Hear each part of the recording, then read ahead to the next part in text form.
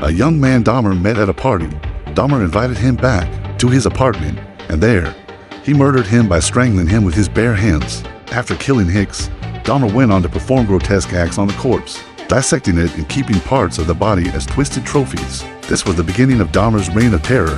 His murders didn't stem from rage or revenge, but from something much darker, a deep-rooted perversion in his psyche.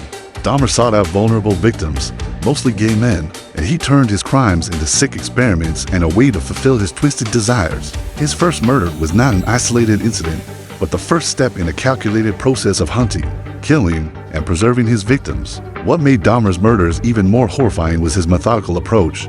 He didn't just kill for the sake of killing. He manipulated his victims, making them helpless, drugging them to ensure they couldn't escape, and then performing bizarre, sadistic acts on their bodies. Dahmer's crimes were driven by a need for control and a desire to keep his victims with him, even after death. 3.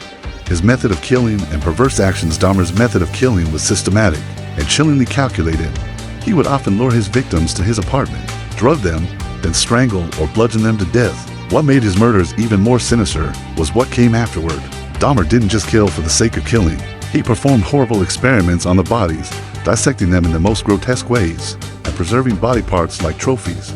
After killing his victims, Dahmer would consume parts of their bodies, which was his sick way of forming a connection with them.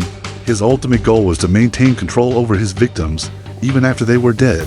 Dahmer would preserve their body parts, keeping them in jars or dissolving parts in acid. For him, this wasn't just murder. It was a twisted ritual to satisfy his disturbed desires. It wasn't just about death, it was about possession. And Dahmer's need to dominate his victims was reflected in the way he treated their bodies after they were gone.